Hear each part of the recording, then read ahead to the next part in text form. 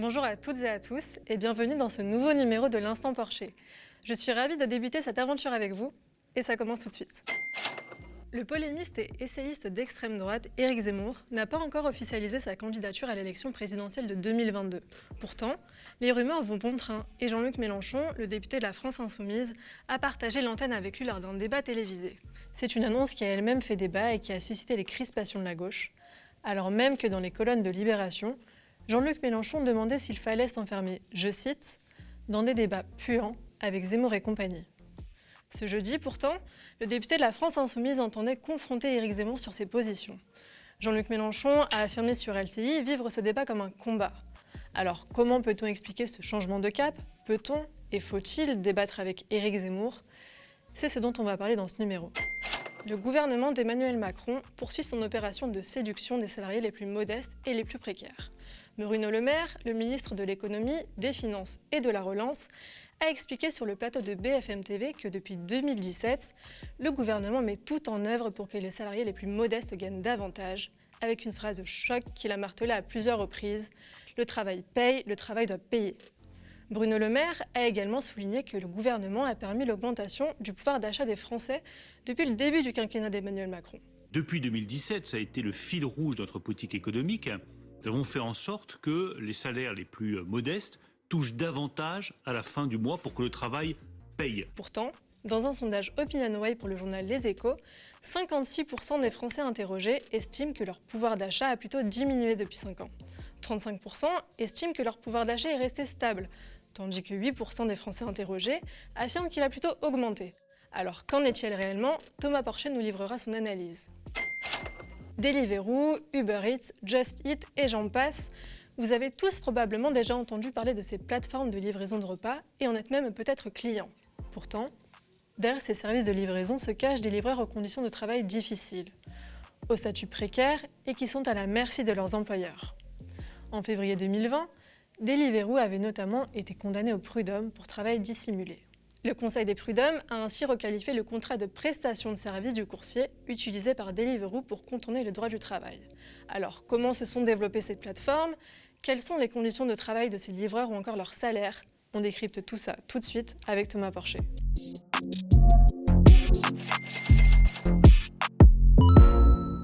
Dans un sondage réalisé par Harris Interactive pour le journal Challenge, Éric Zemmour afficherait 11% des intentions de vote lors du premier tour des prochaines élections présidentielles, alors que ce dernier n'a pas encore officialisé sa candidature. Toujours selon ce même sondage, Jean-Luc Mélenchon afficherait également 11% des suffrages. Et oui, alors, hasard du calendrier ou pas, ces derniers se sont affrontés lors d'un débat télévisé ce jeudi. Alors bonjour Thomas. Bonjour. Alors c'est une question qu'on peut naturellement se poser. Est-ce que, peut-on ou pas inviter Éric Zemmour sur un plateau de télévision? Peut-on débattre avec lui? Alors c'est une question que je pense qui a traversé toute la gauche et au début la gauche, il semblait y avoir un consensus pour dire qu'il ne fallait pas débattre avec Éric Zemmour. Ça allait même au-delà de la gauche, hein. Par exemple Jacques Attali avait pris position pour ne pas débattre avec Éric Zemmour. Et la conséquence de ça, ça a été quoi? Ça a été en fait que Éric Zemmour était tout seul, hein. Il n'avait que des seconds couteaux qu'il arrivait à facilement battre en débat. L'audience a monté et là, à un moment, à la fin, c'était la grande messe. Zemmour, tous les soirs, il faisait ses 800 000, 1 million de téléspectateurs et il posait le soir sa chronique sans contradicteur. Donc, est-ce que c'était une bonne stratégie? Il me semble, en tous les cas, moi, à mon sens, non. Il faut toujours avoir des débatteurs. Enfin, il y a tous les mouvements qui sont en dehors des médias et qui sont extrêmement importants et qui arrivent parfois à imposer des sujets comme celui des violences policières avec le comité Adama sur la place publique, et c'est important. Mais reste que les médias restent encore regardés. Quand vous avez 800 000, 1 million de personnes qui vous regardent tous les soirs, vous ne pouvez pas parler comme ça et faire une grande messe sans contradicteur. Donc moi, je pensais déjà à l'époque qu'il fallait aller toujours jouer le jeu de la contradiction. Et moi, je l'ai toujours joué à titre personnel dans les médias parce que c'est toujours mieux d'avoir une contradiction plutôt que de dérouler les choses tout seul.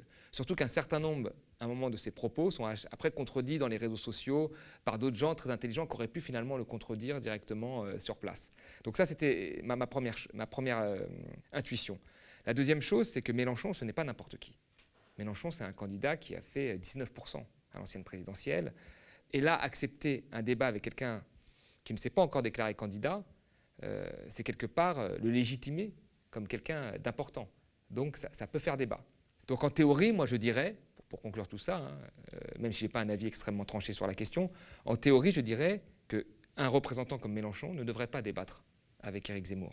On est dans des catégories différentes. Et que là, il lui donne l'impression que c'est un challenger important, alors qu'on ne sait pas du tout ce qu'il en est. La campagne a à peine commencé. C'est peut-être une bulle spéculative parce qu'il y a un certain nombre d'événements comme la sortie de son livre qui fait qu'on parle beaucoup de lui. Mais on ne sait pas ce qu'il va donner sur le long, Éric Zemmour. Est-ce qu'il sait faire une campagne? Est-ce qu'il sait parler d'autre chose que du grand remplacement? On ne sait pas. Donc là, il lui donne une légitimité. Mais après, en même temps, hein, je vais devoir dire du en même temps, aujourd'hui, la politique, c'est une succession de buzz malgré tout. Et un mec comme Zemmour qui passe de 2 à 10% dans les sondages, on ne peut pas faire comme si on ne voyait pas ça. Sinon, on revient à la première partie que j'ai dit et on le laisse faire tout seul et à un moment, il va être à 15 et on ne saura pas quoi faire. Donc la politique étant un buzz, il y a un moment, la politique comme on aimerait qu'elle soit, et en théorie, on ne devrait pas faire débat, et la politique comme elle est aujourd'hui, avec les réseaux sociaux, avec les médias, où c'est un buzz permanent. Et donc, il vaut mieux faire partie du buzz, même si c'est un bad buzz, que d'être à côté de ce buzz. Donc je pense que tactiquement, c'était plutôt adroit d'organiser ce débat, qui profite finalement aux deux. Qui profite à Zemmour parce que c'est légitime comme candidat important, et à Mélenchon parce que ça le légitime comme le seul barrage face à l'extrême droite. Mais finalement, est-ce que ce ne serait pas offrir une tribune supplémentaire à Éric Zemmour, surtout à la télévision, là où on sait qu'il fait le plus d'audience, quoi. Oui, tout à fait. Mais en fait, je pense que Zemmour, malheureusement, n'a pas besoin de Mélenchon pour avoir une tribune. Enfin, il en a une, c'est quand même un journaliste qui est dans les médias depuis des années, qui là avait, si on compte tous les CNews, si on rajoute le Figaro, qui avait quand même une audience extrêmement forte, la vente de livres fonctionne. Donc c'est un phénomène qu'il faut quand même prendre en compte. Après, j'aurais aimé, moi, que ce soit pris en compte en amont, plutôt que là. Mais bon, la politique fait que, voilà, c'est un spectacle aujourd'hui. La politique, c'est un concours de beauté. Et donc, on est dans ce type de buzz pour qu'on puisse parler et de Zemmour et de Mélenchon. Après, sur le long terme, quand même, malgré tout, et il faut retenir ça de la campagne de Mélenchon de 2017, ce qui a fait le succès de Mélenchon en 2017, mais également d'un Macron en réalité, c'est qu'ils avaient une ligne et qu'ils sont restés fidèles à leur ligne. Mélenchon, il avait une ligne, quand il était à 8% dans les sondages ou 10% et que Hamon était à 7-17%, il n'a pas infléchi sa ligne, il a continué, il est arrivé à 19%. Donc je pense qu'on peut faire des gesticulations comme ça médiatiques qui peuvent faire apporter quelques points ou faire en sorte que ça mette la lumière. Mais après, c'est le fond. Sur une campagne de quelques mois, c'est quand même le fond qui compte à un moment. Ce que tu défends. Et ce qui intéresse les Français, ce n'est pas des débats sur le grand remplacement. Enfin, en tous les cas, moi, je pense que les fins de mois difficiles, le service public sont des débats beaucoup plus importants qu'il faut à un moment que la gauche arrive à imposer dans le débat public. Il ne faut pas que la gauche suive tout le temps les débats où il y a de la lumière. Donc ça peut être bien sur un instant comme ça, mais ça ne peut pas faire l'objet d'une campagne sur le long terme. Voilà. Et Zemmour, je pense qu'il n'a pas besoin de Mélenchon pour aller à la télé, malheureusement. Il est partout, on ne parle que de lui, première page de Paris Match comme un événement politique aujourd'hui. Donc voilà, c'est pas comme si on donnait un supplément de lumière à quelqu'un qui en a déjà énormément et dont tout le monde parle en réalité. Et justement, tu as parlé de concours de beauté, de buzz, de spectacle. Est-ce que finalement, désormais, la politique en est réduite à ça, justement à cette recherche du spectacle, du buzz? De plus en plus, hein. Ça va avec la société de médiatisation, les réseaux sociaux. On a vu quand même que des gens comme Trump ont réussi, en faisant un buzz permanent, à gagner, mais même d'autres dans des partis de gauche. Hein. Sandrine Rousseau a un profil intéressant, et puis chaque fois qu'elle passe, elle fait du buzz, donc les gens l'invitent encore plus, et on parle beaucoup d'elle, et puis finalement, elle est en finale de la primaire contre Piolle et Bateau, et face à Jadot. Donc aujourd'hui, le buzz, c'est important. C'est important pour se faire connaître, pour mettre un coup de projecteur. Mais après, c'est le fond qui l'emporte sur le long terme. Sandrine Rousseau, elle est prof d'économie, je ne dis pas qu'elle n'a pas de fond. Hein. Son discours est très structuré, très travaillé, etc. Et c'est ça qui fera la différence sur le long terme. Et Mélenchon, c'est pareil. Mélenchon, il a un programme en tête, ce qui est moins le cas de Zemmour. Hein, parce que Zemmour, finalement, sur le programme, on ne sait pas encore ce qu'il veut, rien n'est cadré. Il va faire un coup en fait marketing comme Macron, qui a cadré son programme très à la fin et qui nous a fait croire qu'il n'était ni de gauche ni de droite, enfin pas à nous, mais à certains. Zemmour va faire la même chose, il va faire croire que voilà, c'est un gaulliste, etc., sans avoir vraiment de cadrage, alors que Mélenchon, lui, il a en tête quand même un vrai programme qu'il a travaillé quand même depuis pratiquement 10 ans maintenant, et qu'il maîtrise et qui est crédible, puisqu'il a été soutenu par une centaine d'économies. Et c'est ça qui fera la différence sur le long terme. Donc un coup comme ça, c'est compréhensible. Si ce n'est que des coups comme ça, c'est pas comme ça qu'on gagnera. Tu as parlé du coup du fait que Emmanuel Macron, donc en 2017, avait donc lancé son programme quelques mois avant le premier tour. Zemmour n'a pas encore de programme, il n'est pas encore candidat. Finalement, beaucoup de candidats n'ont pas vraiment de propositions claires en tout cas en économie. Par exemple, Anne Hidalgo, la maire de Paris, qui avait officialisé sa candidature en évoquant l'augmentation du salaire des professeurs. Est-ce que finalement, les politiques évitent à tout prix justement d'entrer dans le concret maintenant, de proposer de vraies choses alors qu'on est vraiment à quelques mois du premier tour? Mais oui, c'est ça qui est dommage, c'est qu'aujourd'hui les formats sont de plus en plus courts. L'important c'est le buzz. Les gens, quand vous leur demandez pour qui ils votent pour des gens en disant oui, lui je l'aime bien, il a l'air sympa, lui je peux pas. Enfin, par exemple, quand tu demandes à quelqu'un pourquoi pas Mélenchon, il dit ah lui je peux pas. Pourquoi Macron? Ouais, lui je l'aime bien, il connaît l'entreprise. Enfin, on vote, c'est un concours de beauté. Donc on ne parle pas du fond. Alors le fond c'est essentiel. Moi Macron, ce qui m'avait marqué, c'est qu'il faisait ses grandes conférences en donnant des exemples, en disant voilà, moi je suis ni de gauche ni de droite, en mettant un petit coup à gauche quand il fallait, un petit coup à droite quand il fallait, en ne parlant pas vraiment de ce qu'il allait faire, mais en faisant des grandes messes comme ça. Ça plaisait parce qu'il était jeune, parce qu'il était nouveau, parce qu'il était dynamique.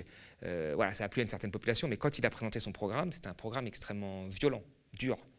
Il l'a présenté à 1 mois et demi du premier tour, quand il était déjà très haut dans les sondages.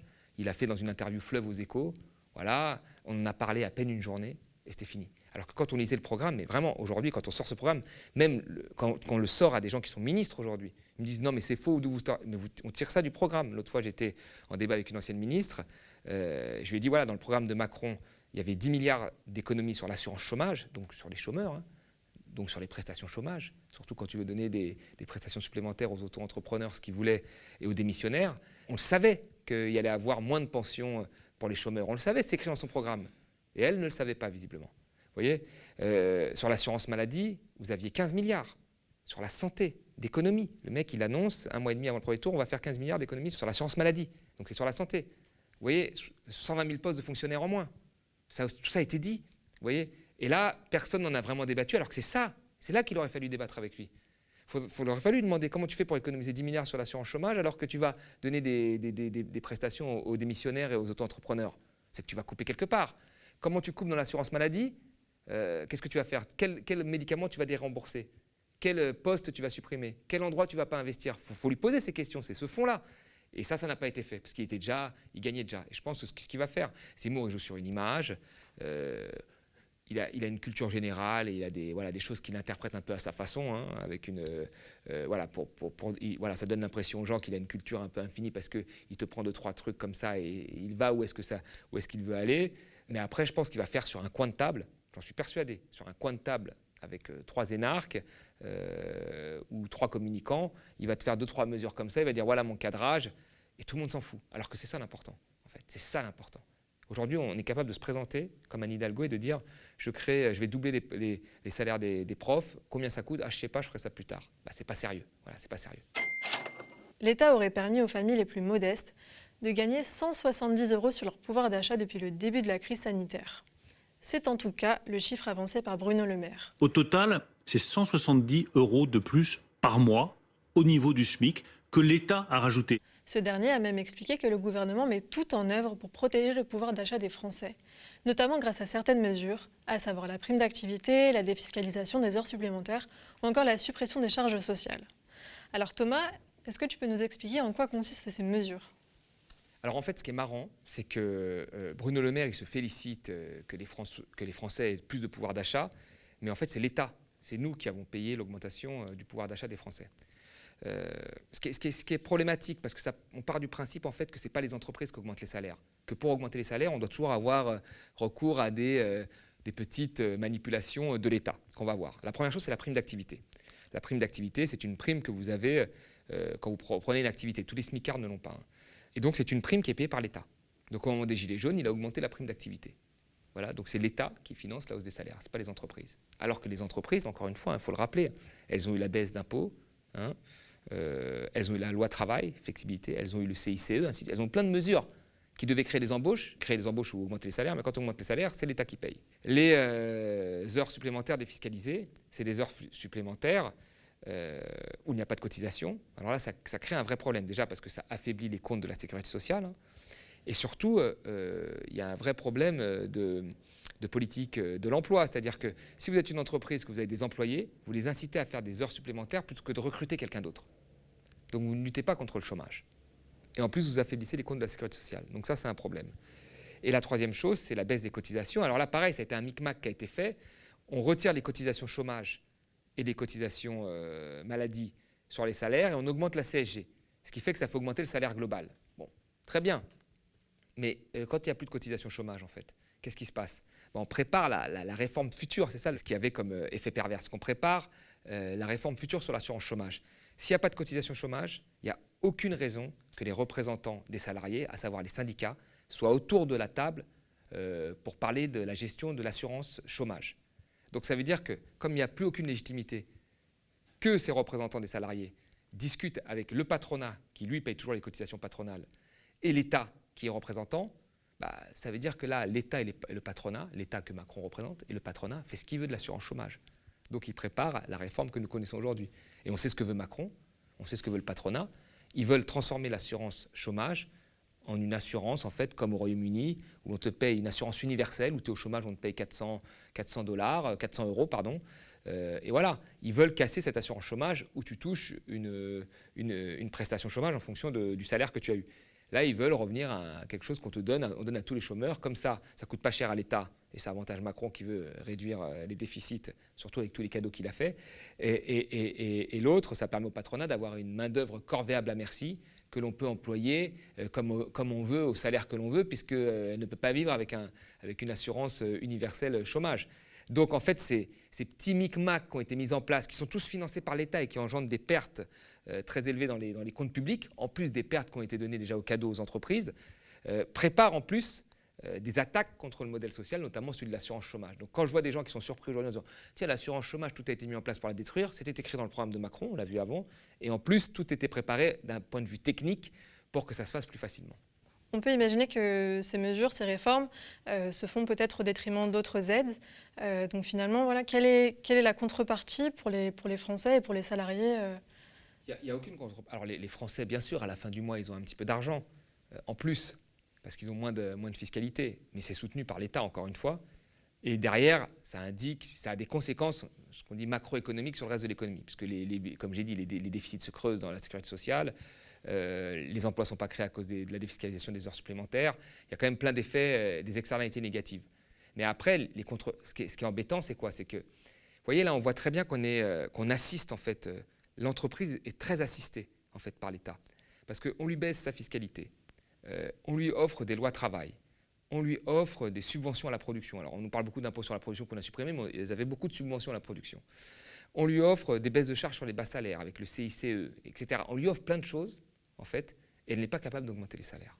Alors qu'elle gagne beaucoup plus, les bénéfices augmentent, les profits augmentent, mais on n'est pas capable d'augmenter les salaires. Et là, pour augmenter les salaires, quand les gens commencent à être fâchés, parce qu'on ne parle que des bas salaires, les hauts salaires, eux, ils augmentent tout le temps. Là, on parle vraiment des bas salaires. Et pour augmenter les bas salaires, qu'est-ce qu'on fait? On dit que c'est l'État qui doit en plus prendre en charge les bas salaires. Donc là, il y a un vrai problème. Il y a un vrai problème. Les entreprises, normalement, si tu leur fais le CICE, si tu leur fais le pacte de responsabilité, si tu leur fais la baisse de l'impôt, c'est pour qu'elles augmentent les salaires, elles créent des emplois aussi. Ce n'est pas juste pour qu'il y ait plus de profits qui profitent aux actionnaires. Et là, pour le moment, c'est ce qu'on voit. Voilà, parce qu'il n'y a pas de création d'emplois ou très peu, et il n'y a pas d'augmentation de salaire, puisqu'on est obligé encore de les refinancer par l'État. Donc là, il y a un vrai problème. Et la contrepartie de ça, c'est quoi? C'est qu'on va devoir couper ailleurs dans les dépenses publiques. Donc les dépenses publiques, c'est quoi? C'est alors les fonctionnaires de police, les fonctionnaires de l'hôpital, etc. Il y a beaucoup de fonctionnaires, c'est très difficile. Il y a les moyens de l'éducation. Il y a beaucoup de fonctionnaires, c'est très difficile de s'en séparer. D'accord? Mais il y a plein de choses où on peut taper. Et donc, c'est la maladie, on peut taper, l'assurance maladie, les aides sociales, on se souvient Macron, pognon de dingue, le handicap, les allocations. Là, on peut taper, c'est tranquille. Donc, il y a plein d'endroits où on va couper comme ça pour rééquilibrer les budgets. Donc, c'est problématique, c'est très problématique. C'est extrêmement problématique. C'est aux entreprises d'augmenter les salaires, ce n'est pas l'État d'assister les entreprises, surtout quand elles ont eu des grands cadeaux. Et finalement, Bruno Le Maire et le gouvernement, de manière générale, ont beaucoup insisté sur le fait qu'ils avaient tout fait pour augmenter le pouvoir d'achat des Français. Est-ce que finalement, ça ne résulte pas d'un projet politique à quelques mois des présidentielles? Et est-ce que finalement, Emmanuel Macron ne chercherait pas à se faire passer pour le président du pouvoir d'achat?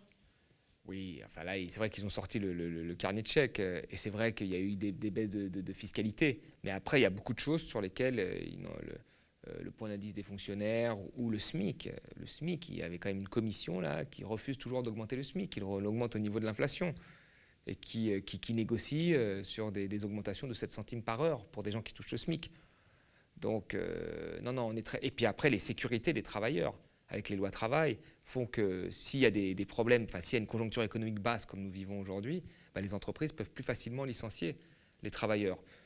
Donc il faut faire attention à peut-être un petit peu de pouvoir d'achat en plus par un micmac subventionné par l'État, d'une augmentation par les salaires du pouvoir d'achat qui serait beaucoup plus pérenne. Donc je me méfie.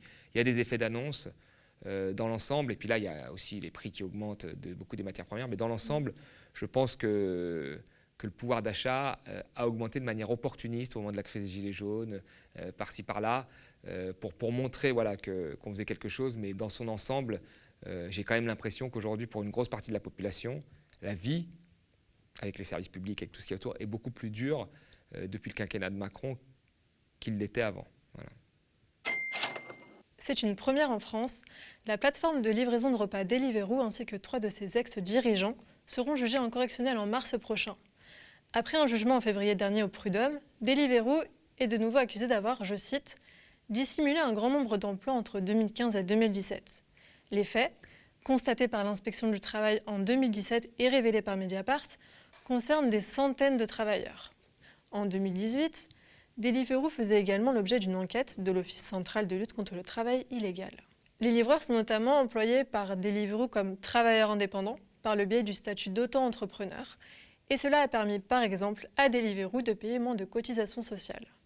Alors Thomas, peux-tu nous rappeler dans quel contexte se sont développés justement ce micro-travail dans ces plateformes? Il faut aller chercher ça à quelques années auparavant, parce qu'au début, ce type d'économie a eu énormément de bonne publicité au départ. On a appelé ça l'économie collaborative, qui avait pour but de mettre en relation des utilisateurs. C'était ça au début. Et ça avait une très bonne réputation parce que c'était finalement un complément de salaire, on nous le présentait comme ça, voilà, un complément de salaire qui fait que tu gagnes un petit peu d'argent en faisant partie de cette économie collaborative, et elle était aussi vue comme une économie dématérialisée.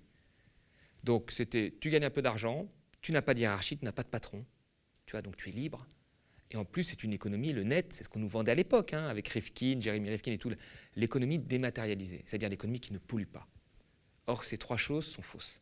Et c'est ça, au début, qui a permis à ce type d'économie de s'installer et d'avoir quand même un grand nombre de soutiens d'intellectuels pensant que c'était un truc sympathique. Ah bah oui, je peux gagner un peu d'argent, je n'ai pas de patron, et en plus, je ne pollue pas.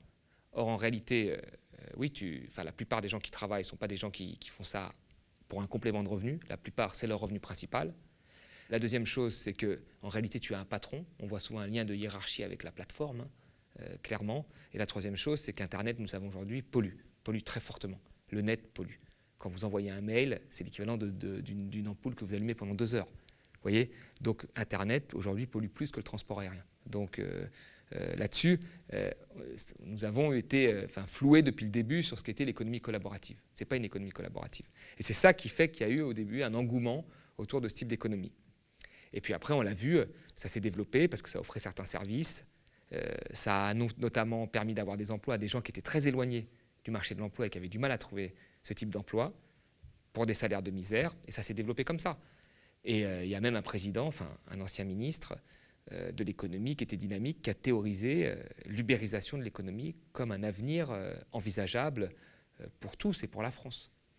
Et finalement, est-ce que tu peux m'en dire plus sur ce statut de travailleur indépendant, sur le salaire justement de ces livreurs et peut-être sur le type en quelque sorte de personnes qui sont amenées justement à exercer ces métiers-là? Mais ce sont des auto-entrepreneurs, donc c'est dingue, c'est des gens en fait qui dépendent finalement, qui n'arrivent pas à travailler sans ce type de plateforme, vous voyez, qui sont payés à la tâche. Donc on revient vraiment à l'économie du tâcheron du 19e siècle, qui n'ont pas de congé. Quand ils arrêtent de travailler, ils arrêtent de gagner de l'argent.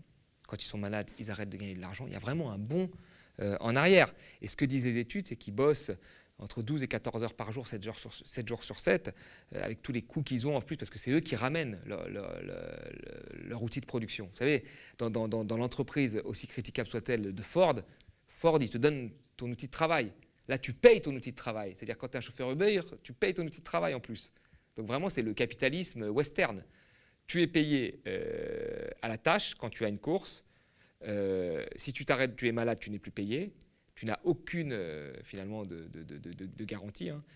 Tu payes ta voiture, ton outil de travail. Donc il y a un vrai problème. Donc là, les gens travaillent entre 12 et 14 heures, 7 jours sur 7, pour avoir légèrement au-dessus d'un SMIC. C'est des conditions de travail très difficiles.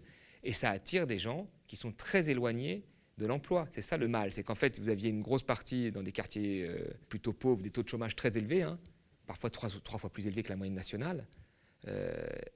Personne n'arrivait à faire en sorte qu'ils aient un travail. On avait beau expliquer que c'était une question de savoir-être, en réalité, c'est plutôt la croissance économique qui n'était pas assez forte et les entreprises qui ne voulaient pas les employer. Et donc, ces gens-là ont été aspirés pour faire ce type de travail. Et certains ont trouvé que c'était bien. On dit, c'est ça l'économie. C'est très bien, et c'est ce qu'avait dit Macron dans une interview à Mediapart. Il a dit, mais qu'est-ce que vous voulez que je vous dise, moi? Ils trouvent des emplois à des jeunes où moi, ministre de l'économie, j'arrive pas à leur trouver des emplois. C'est grosso modo ce qu'il expliquait. C'est quand même grave si un ministre de l'économie n'arrive pas à trouver des emplois à des jeunes et que c'est Uber qui doit les trouver. Je pense que déjà, ça aurait dû être un carton rouge pour son élection. Mais bon, personne n'y a vu quelque chose à redire. Donc, c'est beaucoup d'heures de travail, sans protection, des salaires qui sont très faibles, pas de garantie sur l'emploi et une mise en concurrence très forte en fait des travailleurs entre eux. Et justement, je pense, je ne sais pas si tu les as vus, à des images qui ont été diffusées sur les réseaux sociaux il y a quelques semaines. On voyait un livreur qui pédalait dans des rues inondées à Montpellier. Est-ce que finalement, ces conditions de travail-là, ça ne reflète pas l'ensemble des plateformes justement de livraison, par exemple? Si, mais qu'est-ce que vont dire les plateformes? Ils vont dire, mais il est son propre patron. S'il n'avait pas envie de bosser, il restait chez lui. Et c'est d'ailleurs, c'est aussi ça, c'est pour ça que moi j'en veux aussi beaucoup à ceux qui ont théorisé tout ça. C'est-à-dire que quand vous parlez à quelqu'un, il dit, moi je suis mon propre patron, je fais ce que je veux. Un chauffeur Uber va vous dire ça, je fais ce que je veux. Mais en fait, c'est beaucoup plus compliqué que ça. En réalité, il ne fait pas ce qu'il veut, parce que s'il ne travaille pas, il ne gagne pas d'argent. Et après, il y a une soumission quand même, celui qui lui apporte ses courses, c'est la plateforme. Et la plateforme, ce n'est pas de l'économie collaborative qui fait ça pour que les deux utilisateurs se rencontrent, le consommateur et le producteur. C'est aussi un intermédiaire qui prend un pourcentage, donc très fructueux. Vous voyez? Donc nous, on nous a vendu ça comme un truc sympathique au départ, alors que c'était un truc qui n'était pas fait par des gens hyper sympathiques, qui savaient ce qu'était le capitalisme. Et c'était une économie qui était basée quand même sur le profit, qui avait besoin de faire beaucoup de profit. Et on voit bien aujourd'hui l'aberration de ce truc, c'est que les plateformes payent souvent moins d'impôts, ils ont une pression fiscale plus faible que ceux qu'elles emploient, ces auto-entrepreneurs, qui vont payer parfois jusqu'à 20% d'impôts, alors que les plateformes payent quasiment ou très peu d'impôts grâce à l'optimisation fiscale. C'est une situation qui est complètement aberrante. Le travailleur a la pression fiscale plus forte, paye son outil de travail et n'a aucune sécurité. Voilà où est-ce qu'on en est. Et certains trouvent ça bien. Finalement, les livreurs sont à la merci donc, de ces plateformes, de leurs employeurs. Est-ce qu'ils font face à des obstacles si jamais ils essayent de se faire entendre, de faire entendre leur voix? C'est très difficile en fait quand vous êtes un travailleur individuel, donc atomisé, il n'y a pas d'endroit où vous vous rencontrez, de s'organiser. C'est très difficile. En fait, les chauffeurs, ils se voient comme des concurrents. Ils sont tout le temps seuls dans leur véhicule. C'est le plus rapide qui est à la course, ils se voient comme des concurrents. Ils n'ont pas un endroit, une entreprise, il n'y a pas le matin un endroit où ils vont chercher leur voiture, dans un hangar, où ils ont un petit café, où ils discutent entre eux, ils peuvent là se dire « Ah, c'est dégueulasse, on monte un syndicat ». Non, c'est parfaitement atomisé, chacun fait ce qu'il veut dans son coin, et tout le monde est mis en concurrence. Donc ça, c'est la première des choses. La deuxième des choses, ce qui fait que tu te montes en syndicat, c'est les partis politiques qui te forment, c'est l'éducation, il y a plein de choses comme ça qui font, en fait, quand tu connais l'histoire des luttes, qui fait que tu te formes en syndicat. Là, il y a une grosse partie de ces chauffeurs-là qui sont peu diplômés, qui vivaient déjà dans la précarité. Donc, cette notion d'organisation et de rapport de force vis-à-vis du capital, elle n'est pas à la disposition de tout le monde. Voilà. Et la troisième chose, c'est qu'on a bien vu, par exemple, dans le cas de grève de Uber, c'est que quand certains acceptaient de faire grève, ils ne sont pas payés, ils ne touchent rien, ils ne sont pas payés, et bien les courses augmentaient. Donc ceux qui ne faisaient pas grève gagnaient plus d'argent. Vous voyez? Donc il y a une mise en concurrence comme ça qui va jusqu'au bout, quoi. Quand il y a moins d'offres, les courses sont plus chères et les autres gagnent plus d'argent, ce qui crée des tensions encore plus fortes entre chauffeurs. C'est la guerre des pauvres. Voilà. Donc là, il y a un vrai problème. Et les syndicats, pendant très longtemps, qui sont là pour se battre pour leur corporation, etc., n'ont pas vu toutes ces armées de précaires et même d'intérim, d'auto-entrepreneurs, etc., qui arrivaient et personne ne les défendait. Il aurait fallu, moi je pense, que les syndicats fassent en sorte de les inclure dedans, tout en luttant contre cette précarité, mais les inclure dans les combats, ce qu'ils n'ont pas fait au départ, en fait. Et ça, c'est valable partout. C'est valable autant dans l'ubérisation, qui est vraiment le maximum. L'ubérisation de l'économie, c'est le maximum, c'est tout le monde précaire, mais aussi dans d'autres secteurs, comme par exemple dans l'éducation. Dans l'éducation supérieure, vous avez 50 000 précaires. Voilà, il faut que les syndicats représentent et défendent le statut de prof, mais qu'elles intègrent aussi ces précaires, à qui on doit donner quand même un avenir. Voilà. Ça peut pas, sinon c'est l'opposition entre précaires et profs. Les précaires disant qu'ils aimeraient bien être profs, même avec la détérioration du statut de prof, et les profs ne regardant que leur statut sans prendre en compte les précaires. Il faut absolument qu'il y ait quand même comme dirait l'autre, une union populaire, ou comme j'avais dit dans mon livre, des délaissés qui s'accordent pour une lutte verticale plutôt qu'une lutte horizontale entre eux. Si demain, tous les livreurs Deliveroo arrêtaient, Deliveroo, ce serait la mort pour eux. Voilà. Mais comme il y en a toujours, il y a cette concurrence, il y en a toujours qui vont continuer, ceux qui commencent à crier un petit peu, vous les éliminez, et puis d'autres les remplaceront. C'est ça, en fait, qui fait à un moment, c'est cette division, en fait, des précaires qui fait que le capital gagne, surtout quand le capital est appuyé par une grosse partie, encore une fois, de l'élite qui trouve ça génial. Voilà. Donc tout le monde, là-dessus, a son jeu à faire. Le consommateur, en partie, quand il peut le faire, l'État qui devrait réglementer, comme certains pays l'ont fait fortement, et puis en bas, il faut quand même qu'il y ait une pression, mais c'est très difficile de faire pression quand vous avez des fins de mois difficiles. Encore une fois, quand vous êtes complètement atomisé, individualisé, vous n'avez pas le luxe, et que vous n'arrivez pas à vous rencontrer, vous n'avez pas le luxe de mener des luttes comme d'autres métiers peuvent le faire, malheureusement. Et j'avais une dernière question. Finalement, ce procès contre Deliveroo et trois de ses ex-dirigeants, c'est une première en France. Est-ce que finalement, ce ne serait pas le procès contre l'ubérisation du travail ? On espère. On espère qu'il y aura un résultat. On espère, bien sûr. Là, on va tous regarder ça, on va suivre ça, mais on espère parce que sinon, je pense, moi, que l'ubérisation de l'économie, elle guette tous les secteurs en réalité. Le journalisme, l'enseignement, l'hôpital, tout. Et que si on la théorise comme l'a fait Macron en disant que c'est super et qu'on l'accepte ça, on l'acceptera pour d'autres secteurs. Je pense que d'entrée de jeu, on aurait dû refuser ça.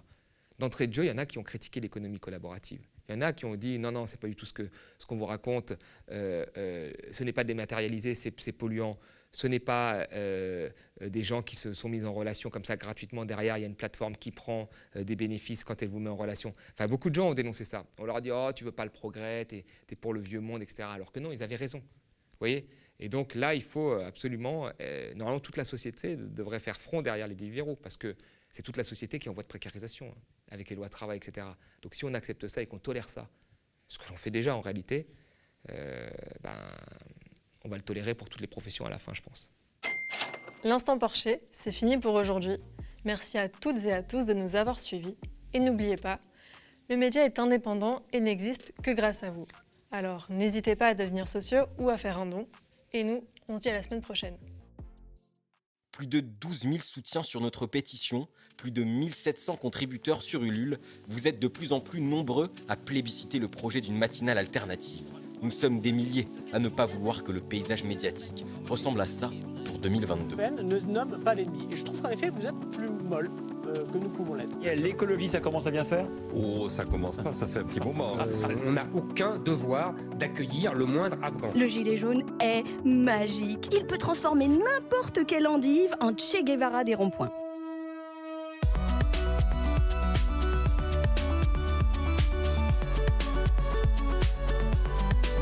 Aidez-nous à créer une émission quotidienne et engagée.